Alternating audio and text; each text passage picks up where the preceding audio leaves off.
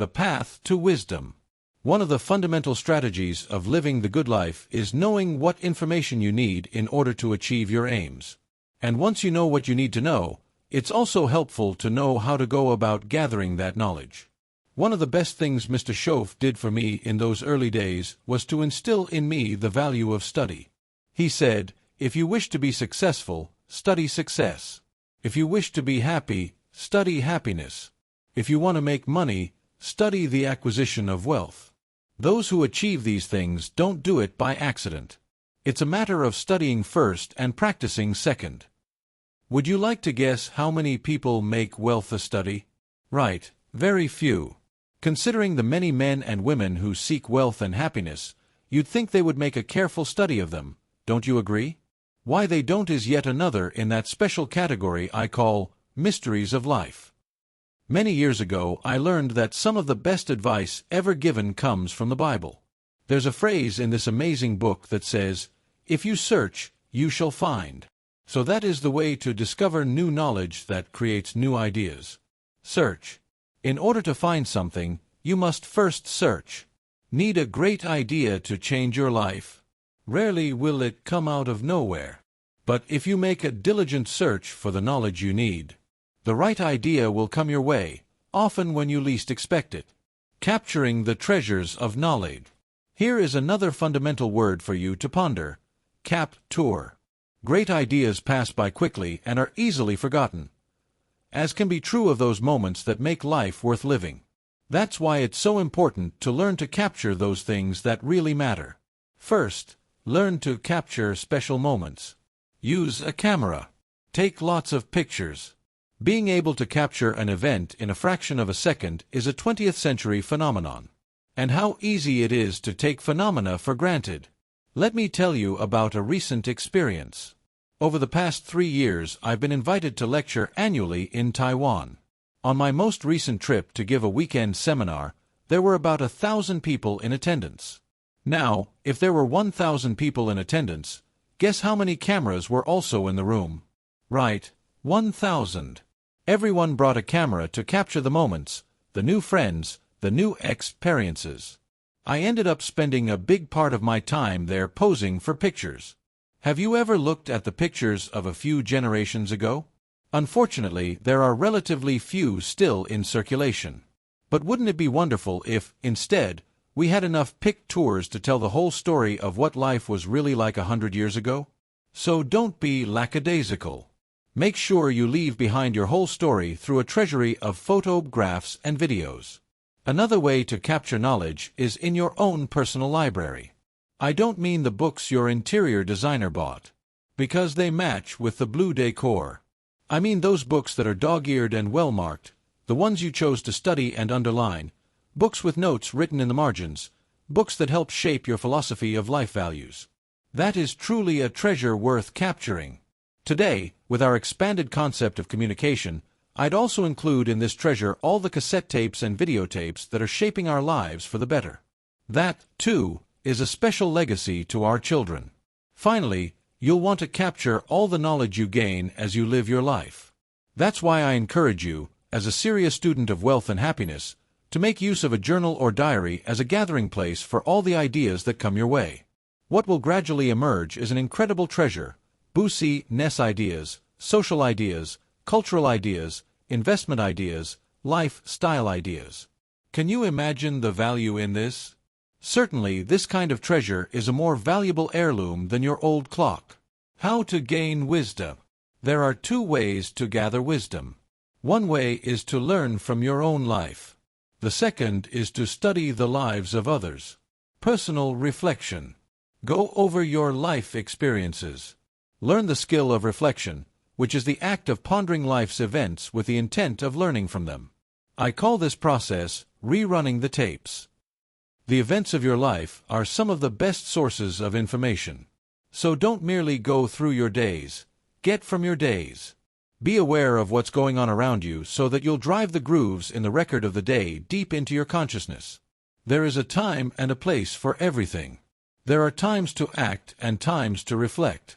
Most of us don't take the time for serious reflection. With our busy schedules, we often neglect this crucial part of the formula for success. At the end of the day, take a few moments to review the happenings of the day, where you went, what you did, what you said.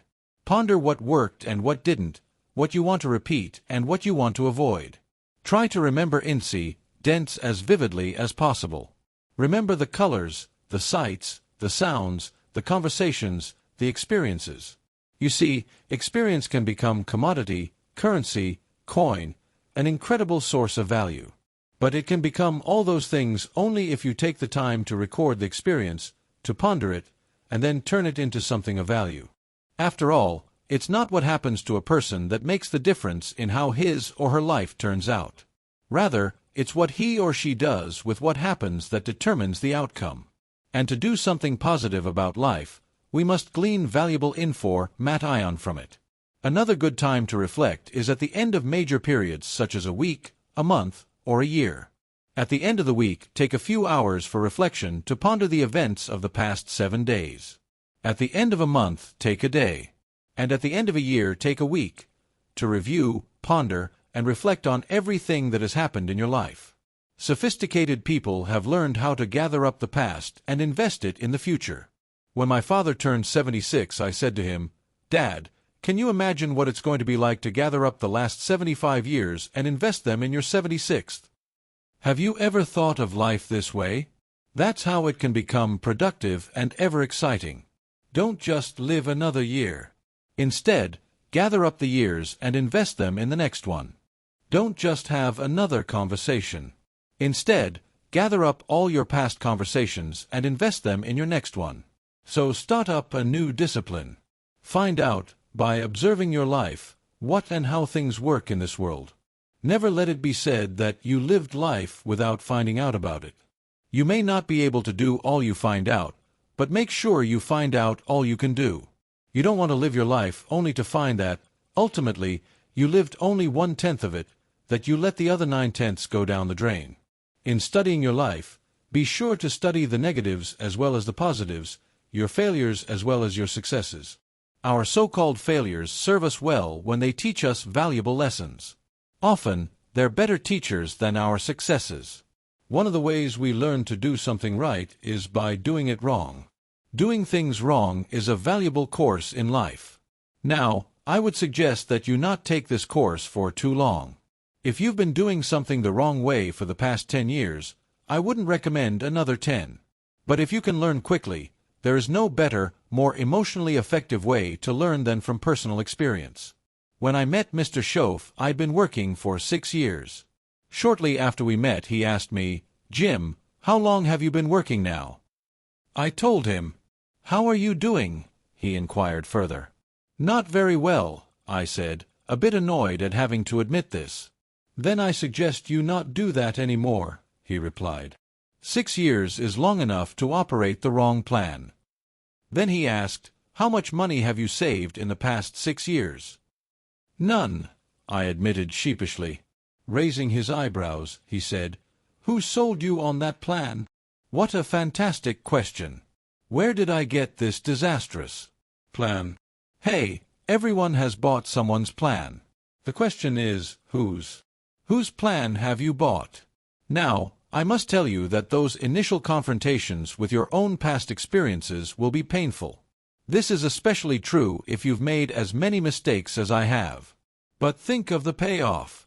Think of the progress you can make when you finally confront those errors. Learning from others. Another way you can gain knowledge is vicariously, through other people's experiences. And you can learn from other people's successes as well as from their failures. One of the reasons the Bible is such a good teacher is because it's a collection of human stories on both sides of the ledger. One list of stories is called examples. The message is, do what these people did.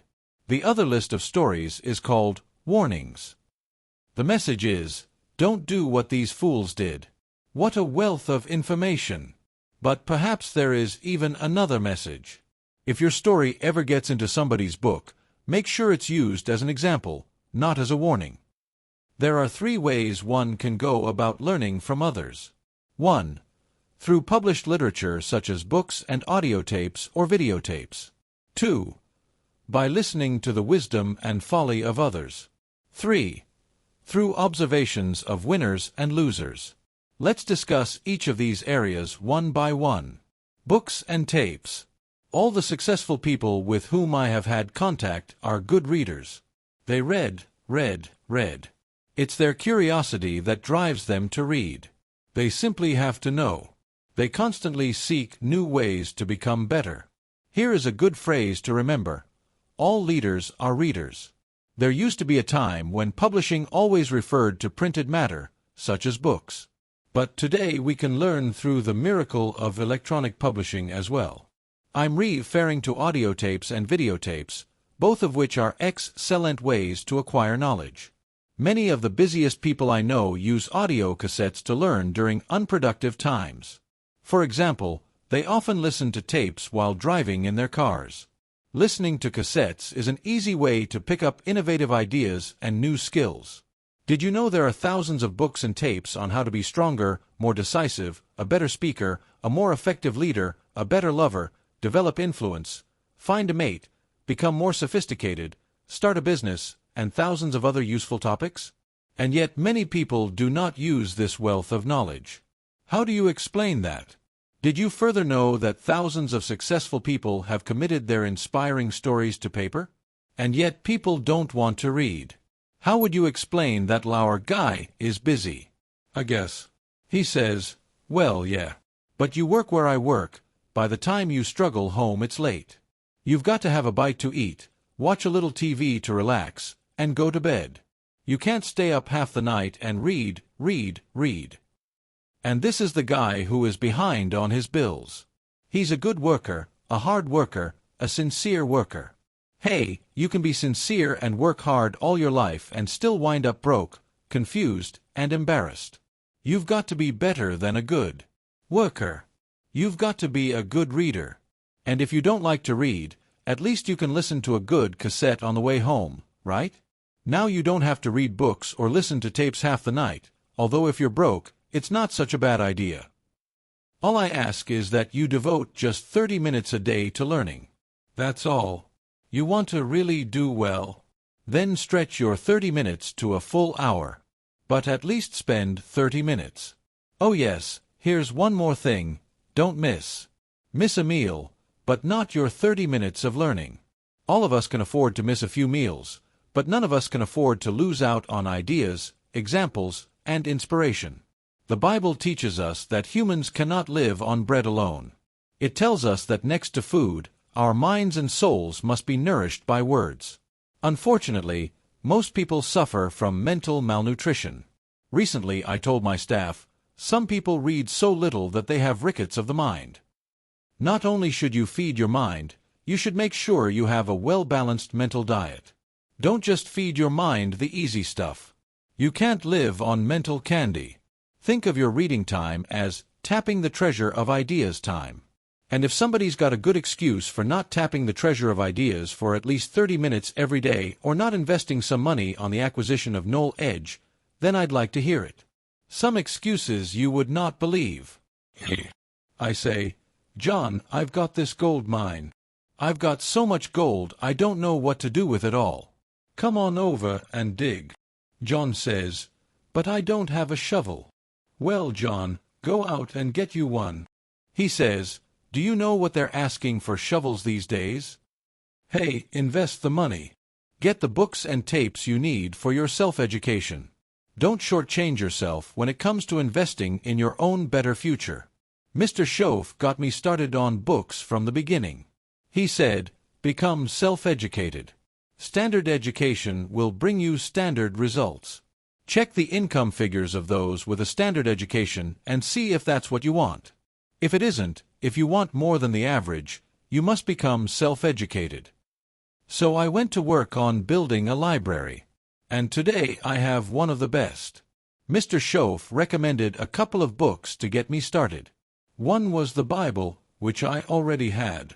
It consists of 66 books, and my parents saw to it that I was well acquainted with them, so I figured I had a pretty good start. But he also insisted that I get Think and Grow Rich by Napoleon Hill. If you haven't yet read it, I suggest you run right out and get a copy. I must have read this great book several dozen times. I needed to. Mr. Schoaf said, repetition is the mother of skill. And the way my bank account was, I needed lots of skill. As I look back, the information in the book has been worth tens of thousands of dollars to me. And yet I bought it for pennies. This taught me a powerful lesson. There can be a great deal of difference between cost and value. Before I met Mr. Schoaf, I used to ask, how much does it cost? But he taught me to ask, what is it worth? When I started to base my life on value instead of price, all kinds of things began to happen. Remember, you are what you read. One of the first things I do when I visit someone is to look through his or her library.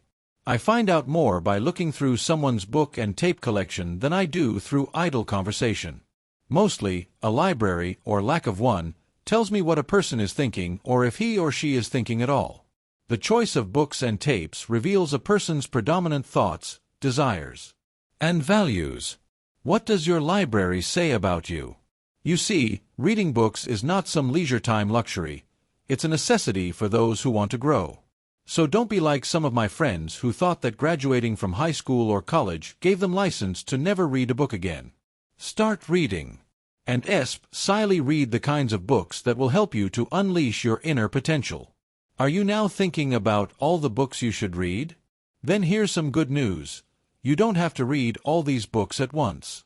Try reading 2 books a week. And if that seems like a lot, choose 2 thin books to start with. Do this for 10 years and you'll end up reading over 1,000 books. Do you think that acquiring the knowledge inside 1,000 books will influence the many dimensions of your life? Of course it will. Now it's also true that if you haven't been reading 2 books a week for the last 10 years, you are 1,000 books behind those who have. Are you beginning to understand the incredible disadvantage you'll have in 10 years if you stride into the marketplace 2,000 books behind? Why? For some of the more sophisticated confrontations, you will serve as non-fodder. They will chew you up and spit you out. But that's not all. You'll also miss out on some terrific opportunities because of lack of knowledge. And your philosophy will be too shallow to sustain you through life's hardships. Missing skills, missing knowledge, missing insight, missing values, missing lifestyle are all a result of not reading books. Remember, the book unread is the one that can't help you. You can't read too many books, but you can read too few. Listening. Listening is a wonderful way to learn. Let me propose to you an outrageous idea. Choose a really successful person and take him or her out to dinner. A poor person, and we're all poor compared to someone, no matter how well we're doing, should invest in feeding a rich person. And then do what? That's right, listen. Go ahead, try it. Spend $50, $60, $80, even $100. Go for the full 9 courses. Start with the hors d'oeuvres and ask questions. Eat the salad, it will take about 15 minutes, and keep the conversation going. The biggest steak in town will take 45 minutes to demolish. Keep asking questions. Order dessert. See how long you can stretch the meal. Try for at least 2 hours.